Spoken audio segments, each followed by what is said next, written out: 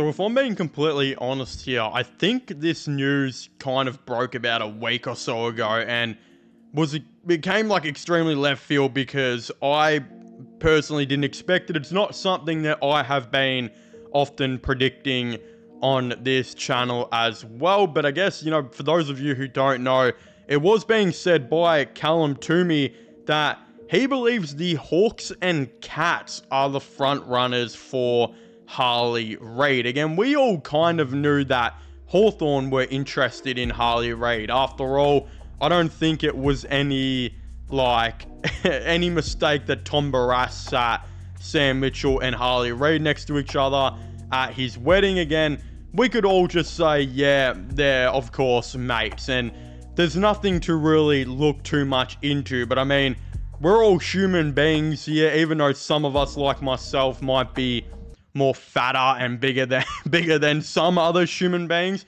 But we're all human beings at the end of the day, and we all know that Sam Mitchell would have sat there and kind of leant over and whispered into his ear and be like, "Hey mate, do you want to come play for Hawthorn next year?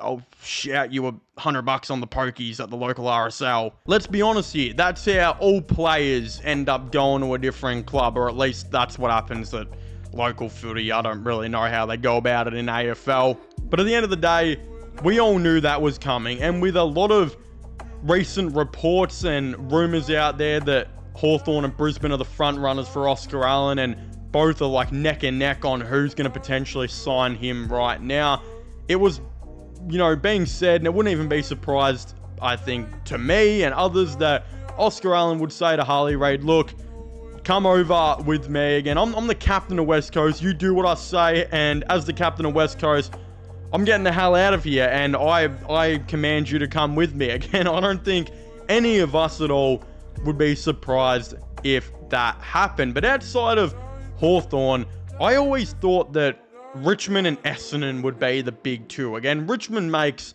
probably the most amount of sense in terms of where I would have thought Harley Reid would want to go to. Again, a massive club, arguably the biggest club in the game, who has all of the money in the whole entire world, an absolutely great and established young core who are coming off 3 premierships and are really looking like, and I'm hoping they look like they're going to eventually contend for another couple in the near future. Again, I thought they would have been the ones that Harley Reid would have been most looking at.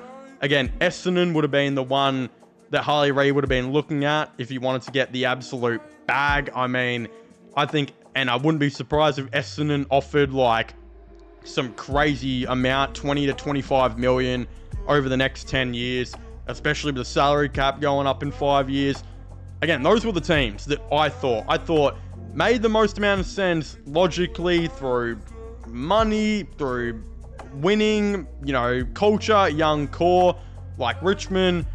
Probably not necessarily winning with Essendon, but you guys get what I mean. But it turns out Geelong could be the team that are leading the way for Harley Reid. And when I read this, I was like scrolling Hinge or something, just looking at baddies, right? And the notification came up that Harley Reid might be interested in Geelong, and I kind of just leant back and was thinking to myself, well, that genuinely makes a lot of sense, considering for the last 100 years, for some reason, Geelong have like an infinite salary cap glitch, and they are always winning, always have a massive, great culture. I was like, those are some great points on why Harley Reid would be interested in them. Not just that, Harley Reid is from, Bendigo, and of course a city near Bendigo, and you really do think that, yeah, Geelong is not as country as what Bendigo is. In fact, there's probably no AFL team that's going to be like that. But at the end of the day, if Harley Reid is looking for like that team that's probably going to be most like home, there are a ton of AFL players who play for Geelong and live like 20 to 40 minutes out of it, and have massive farms, live in small little towns that are very similar to some of the small little towns that are up near Bendigo. And I heard that when I actually spoke to a Geelong fan a little bit ago, and it didn't even like click to my brain until Harley Reid and Cal Toomey is now gone on to say it, because this fan just flat out said to me, why would he want to go to a big Melbourne-based team when he could go to Geelong and live in like, you know, near of course Geelong, in this farm that he could of course go and buy, and it could be something very similar to what he'd been doing in Bendigo, and of course the country life that you're having up there. And when you genuinely start to think about it, it actually makes a ton of sense. Geelong's infinite salary cap, it's more of a country lifestyle, great culture, great winning. They've actually got a surprisingly good young core somehow, because they just always draft good players. Again, you put 2 and 2 together and you're like, holy crap, this actually makes a lot of sense. And I now wouldn't be surprised if Harley Reid did look at the Geelong Cats as a team he might potentially want to play for. And this is coming from me, a man who, as some of you guys know, I have been very, very vocal on the channel to say that I thought Harley Reid was going to re-sign with the West Coast Eagles, and I still think there's a little bit of glimmer of hope.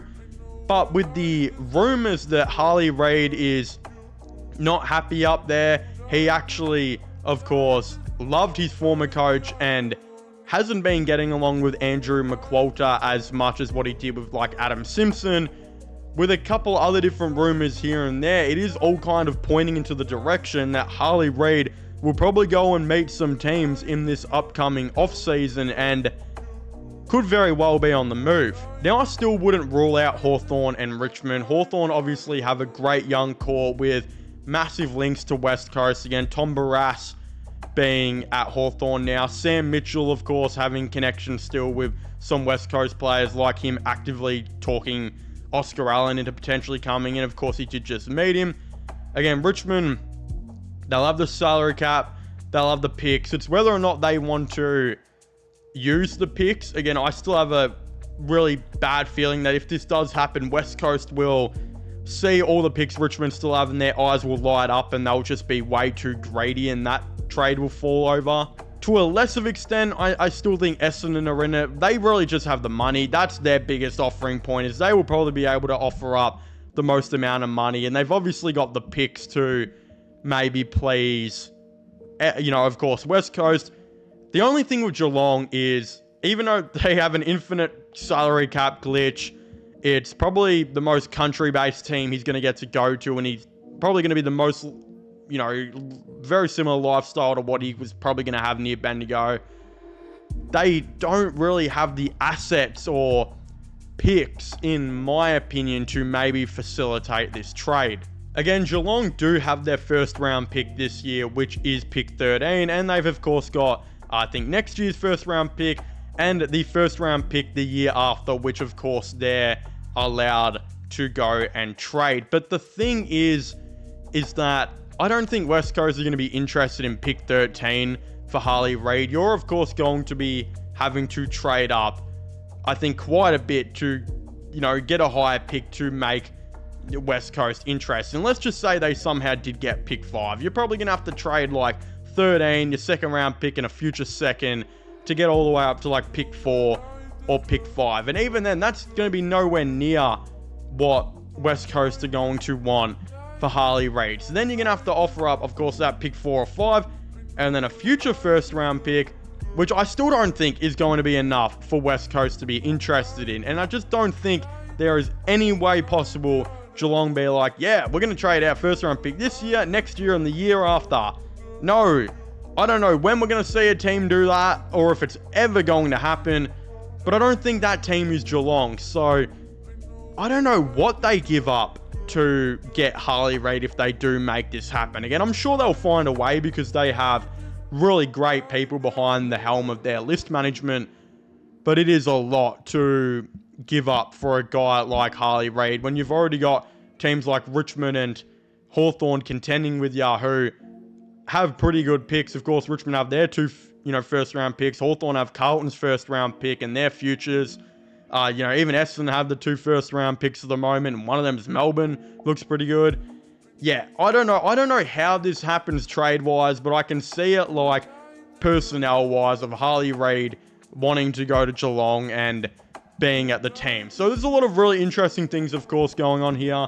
Again, I think Harley Reid was he a Geelong fan? I know he loved Joel Selwood, so a lot of interesting things going on here. I'd very much like to hear all of your thoughts and opinions on this in the comment section down below. Do you guys think Harley Reid could get to Geelong, or how do you think that's going to go? Again, I'd very much like to know. Subscribe to my gaming channel, which will be getting linked in the description down below. Subscribe to this channel for all latest AFL content and news, and I guess I'll be seeing you guys next time. Goodbye.